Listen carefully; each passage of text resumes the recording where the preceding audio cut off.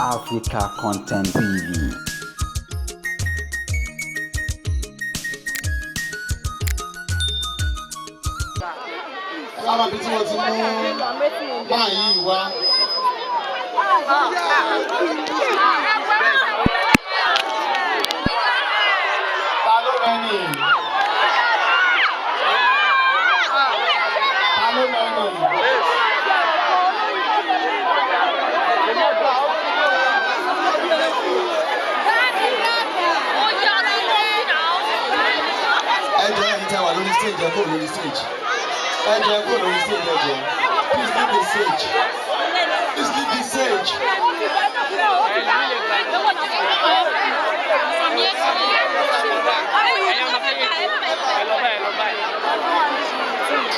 Okay.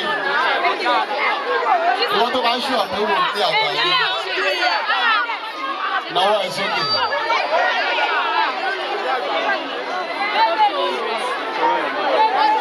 Tani, Sayeri, Dele Amawuli. Talo Wambe.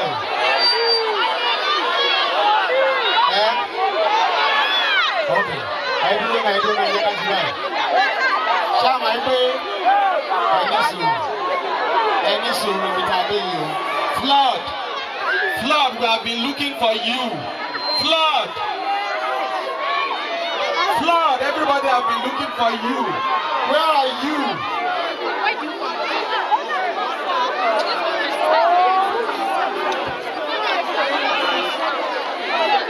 Flood, Baba. Come on stage. Flood, Baba. Please come on stage. Okay.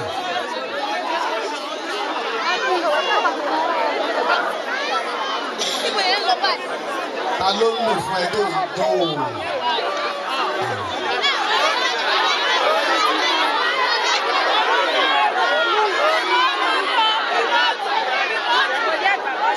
Ẹni sọ̀rọ̀ pẹ̀lú àwọn orúkọ yìí wẹ̀ ní tẹ́ bá sọ ọmọ nù. Ẹni sọ̀rọ̀. Àṣàwálé Elizabeth.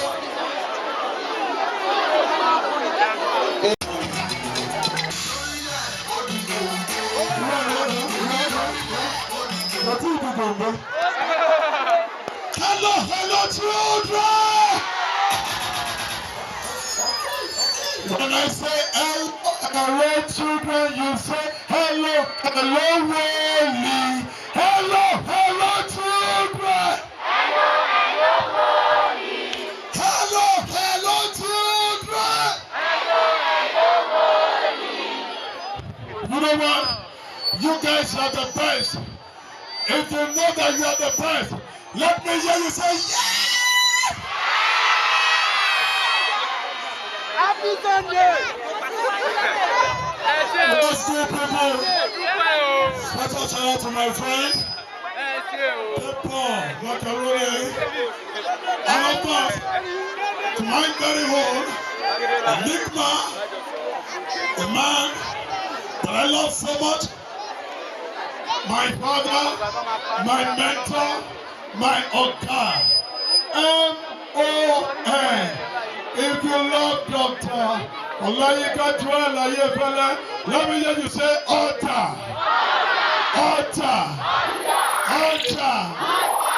Okay. Sorry. Ebi tí mo dúró sí látàárọ̀, mo ti pàfọ́ọ̀mù fún yín.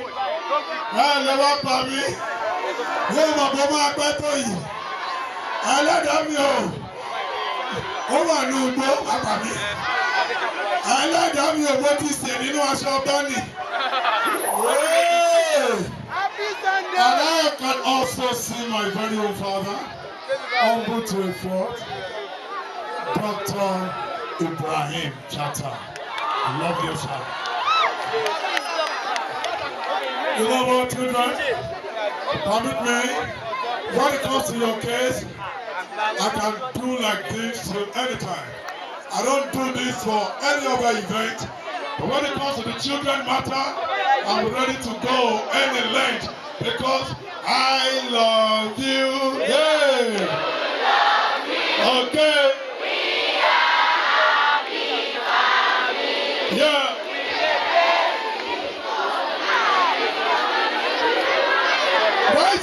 where's your keys? Show me the where's your keys?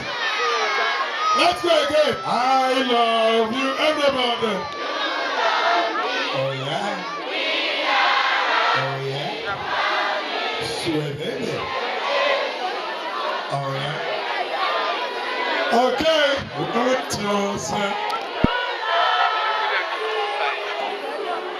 Next time you realize. I believe you will perform more to you. Now you make it so right. Give me with your guy. Let me tell you my guy. With your guy. Give me with your guy.